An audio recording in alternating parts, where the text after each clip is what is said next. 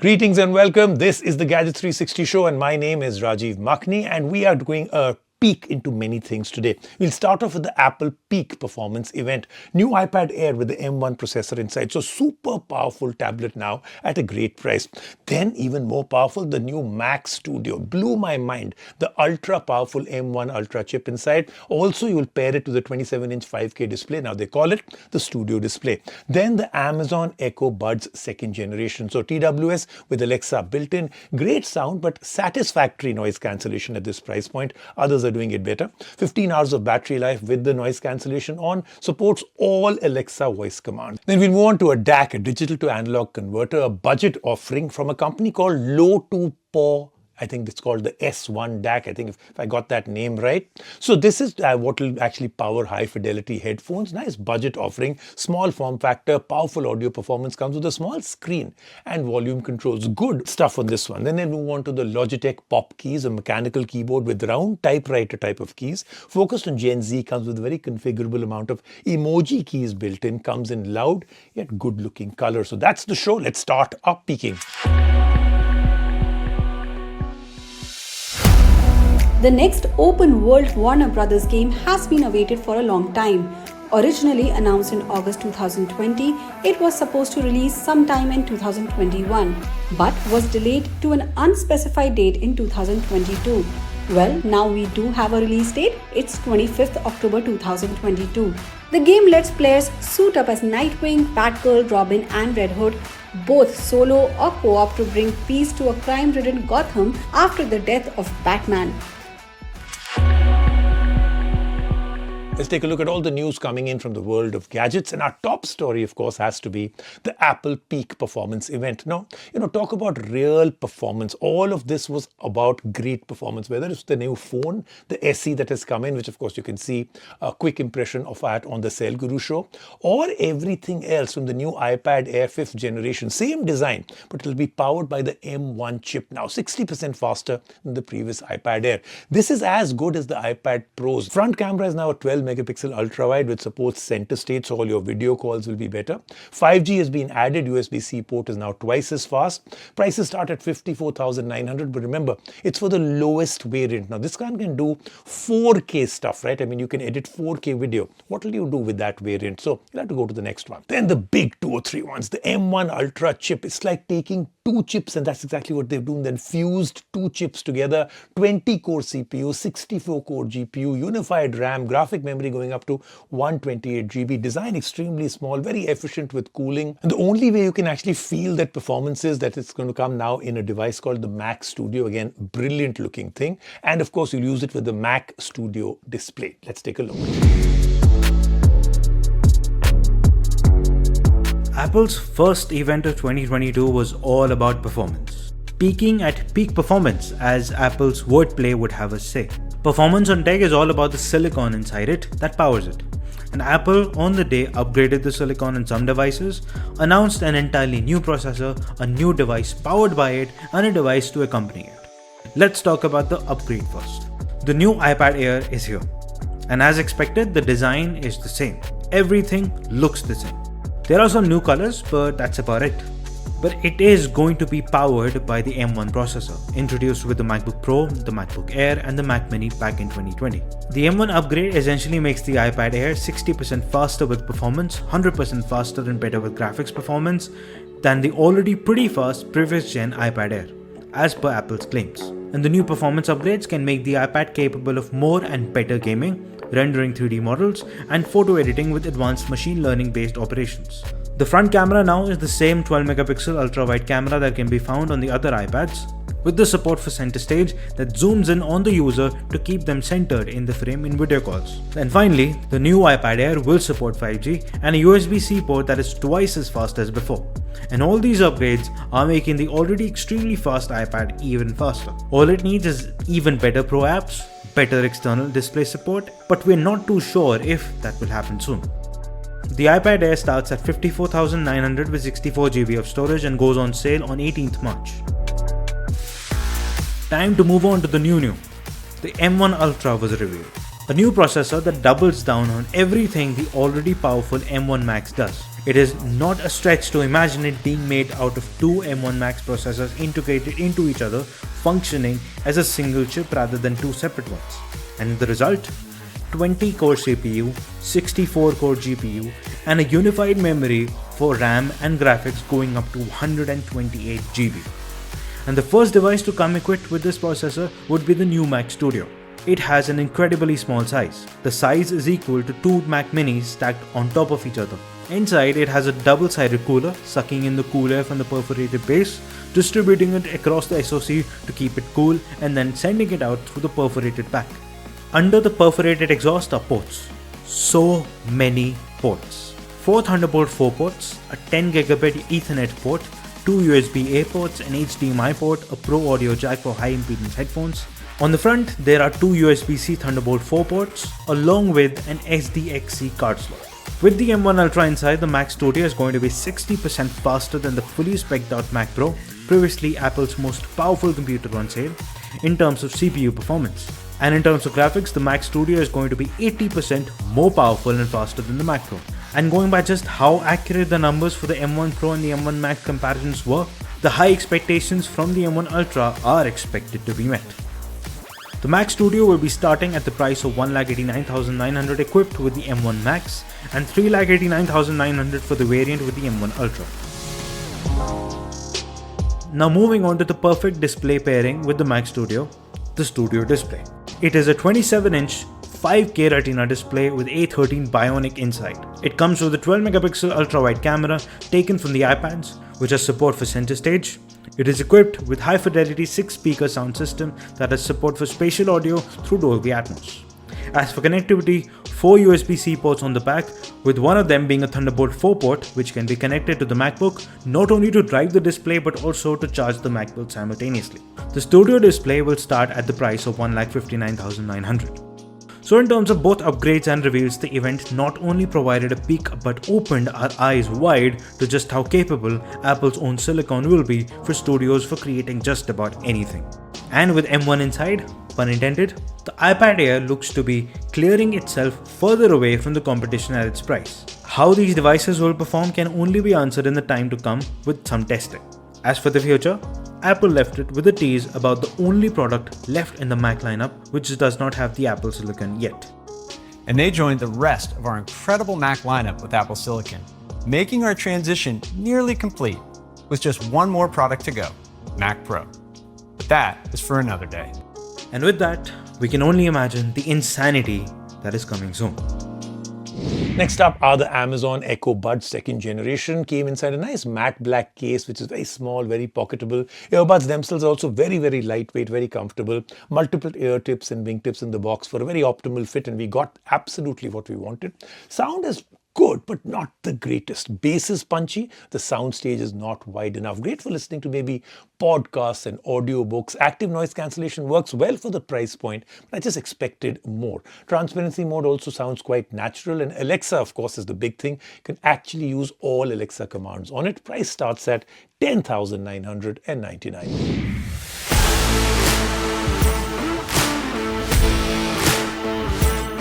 While many TWS speakers and smartwatches have come up with Alexa built-in, it was high time we take a look at something that was created by Amazon, much like Alexa itself.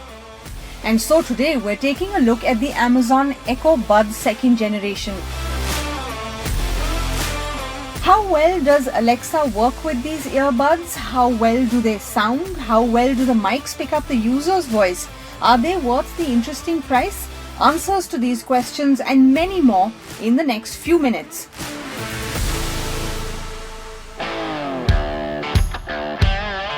From the first sight of it, the Echo Buds come in a small case.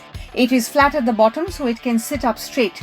It feels solid and weighted. There is a pairing button on the back along with a USB-C port for charging. Opening the case, the first thing we noticed is the loose hinge. It uses magnets to stay shut, but once it's opened, it depends on gravity to stay open as there are no magnets to keep it open. As for the earbuds themselves, they are small, lightweight and easy to plug into your ears. They're glossy on the inside and matte on the outside, and the matte surface supports, you guessed it, gestures to control what is playing. And Amazon has made sure that whoever buys the earbuds can figure out the perfect fit, as in the box you get multiple types and sizes of ear tips and wingtips. Pretty convenient. In our experience, the wingtips came in handy for intense workouts, and yes, the earbuds will survive intense workouts as they are tightly sealed with an IPX4 rating for water resistance. What do they sound like once they're in your ears? To put it simply, they sound nice. They have great bass, well-contained treble, so the new pop hits should sound great on these earbuds. But once you get to the more detailed and textured tracks, they lie outside of the capabilities of the Echo Buds. They do not have the well-separated soundstage and details of the more expensive earbuds. While the Echo Buds will be great for the audio needs of most people, they might not satisfy the people who have a passionate appreciation for music. When we talk about listening to podcasts, audiobooks, or watching videos, the earbuds work well for that. As for the active noise cancellation, the Echo Buds work well for the price. They can block out almost all of the low-end frequencies. They're not going to be as good as the AirPods Pro or the Sony WF-1000XM4s, of course, but they perform well for the price. When one switches to transparency mode, all of the sounds coming in from the surroundings sound close to natural and on par with at least the AirPods Pro. While the mics are decent with the noise cancellation, they perform just the same with calls and triggering Alexa. Alexa can do most of the tasks that are expected out of the other Amazon Echo products, like playing a specific Spotify playlist, executing smart home commands, and checking the weather. But it does not do well with commands like asking for directions or enabling and disabling noise cancellation. Apart from Alexa, software features like multi-device connectivity are not available, but a rock-solid connection is something that the Echo Buds manage easily. Overall, the Amazon Echo Buds second generation are great for their price. Even though the inbuilt Alexa does not do everything properly, it does well for most voice commands. The sound on the earbuds is going to satisfy most people. The design is comfortable, the ANC is done right, and the transparency mode is even better. So for the price of 10,999 rupees, the Amazon Echo Buds second generation will be well worth it. One can add 2,000 rupees to the price for the version with wireless charging. Let's move on to a DAC. This is a budget offering. Now, audio DACs are used to power headphones that need the power to reproduce the high-resolution, lossless audio that is being played and used by many users. And the PAW S1 is one of the smaller budget offerings, but it's a good one. Aluminium body, feels solid, small digital little screen, 3.5mm headphone jack, and a 4.4mm jack at the bottom, connected to devices through the USB port on top. Sound signature, we found it to be very, very balanced for the part. Goes a little thumpy and rumbly on the bass, but I think that's what we really like. Priced at 11,990. DACs, or digital to analog converters, convert a digital signal into an electric voltage signal to power equipment. And the audio DACs are used to power headphones that need the power to reproduce the extremely high-res lossless audio that is being played by the user. And DACs come in various shapes and sizes in a variety of prices. And what we have today is one of the smaller and more budget-oriented ones, called the Lotu PAW S1. And let's take a look at what it can do. The PAW S1 has a black aluminum body that looks great and feels solid. There is a small screen on the front, which is rare in this form factor. It shows the current volume, the level of volume gain, and EQ mode. On the side are 3 buttons, a button to control what shows on the screen, and 2 plus and minus buttons to cycle through the volume, volume gain, or EQ modes. At the bottom are 2 ports, a 3.5mm port and a 4.4mm port, and up top is the USB-C port. The cable that comes with the DAC can be used to connect it to a laptop, PC, or phone. It needs to be protected and taken care of, as if it is lost, you will have a hard time finding one that works well with the DAC. While devices can detect the DAC automatically, pressing and holding the function button enables devices like gaming consoles to detect it and use it for audio pass-through. Now let's talk about the sound. The sound signature of the DAC is very balanced, mostly with a slight dip towards the warmer and bassy lows. The sound has the perfect amount of density and depth. The soundstage is not the widest. At times, one can easily mistake it to be congested, but for the most part, the user will be satisfied. The low frequencies are thumpy, rumbly, and satisfying. The audiophiles who have preference for bass will appreciate the PAW S1. The mids and vocals are extremely smooth and prevalent. The separation between instruments and vocals is clear. The highs are perfectly enough with the natural tone to them, and neither frequency is distorted by the other. The Lotu PAW S1 is quite the performer for the size and the price of $11,990. The screen makes things easier to control and understand, the two ports offer versatility with the choice of equipment, and most of all, the sound is going to satisfy most of the audiophiles. Hence, it gets a firm recommendation from us for all the music fanatics looking for a DAC that is priced well and still performs great. Let's take a quick break right now on the Gadgets 360 show. When we come back, we have so much more happening.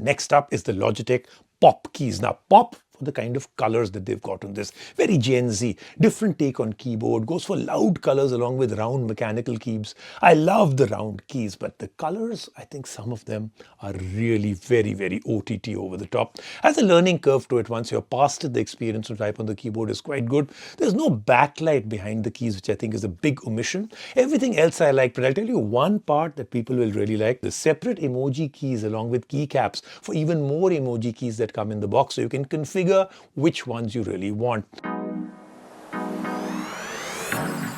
Keyboards for the longest time have evolved with design features and capabilities, but they have adapted to a certain aesthetic for the longest time. What we have today, however, flips the script on this. It adds color, fun, and of all the things, emotion through emojis. This is the Logitech Pop Keys, a keyboard aimed to appease Gen Z with everything it can do. Let's find out whether it is just about the looks or whether it adds the brawn of a functional and practical keyboard as well. The Pop Keys is a mechanical keyboard. It consists of brown switches which provide great travel along with satisfying yet subtle clicks when pressed. The keys are round and concave at the top. It has a learning curve to it because of the round keys, but once you get past it, it feels good to type on the keyboard. The base of the keyboard is solid and heavy, which makes sure that the keyboard remains stuck to one spot. There are no height adjustable feet, which is a bit of a bummer as that could have made the typing experience easier. Another feature lacking is the backlight behind the keys, so your lamps will have to illuminate the keys when you need illumination. The function row offers controls configured by default and can also be configured to do something else through the Logitech Options app. The escape button has a glossy finish to it, which adds pop to the already loud and colorful keyboard.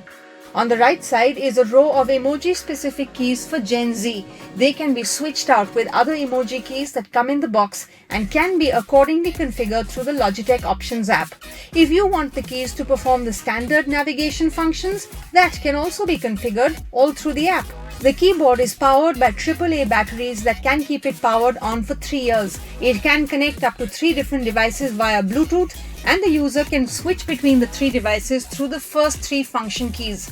It can also be connected through the Logitech Unified Receiver that comes with the keyboard and can also fit inside the convenient little slot inside the battery compartment.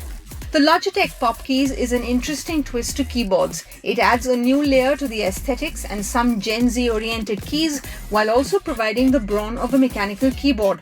And all of it is sprinkled in with some smartness of Logitech software. Yes, emoji keys are not everyone's cup of tea, but the rest of the good things can be. And for the price of 9,995 rupees, with everything the keyboard does, it will be our firm recommendation.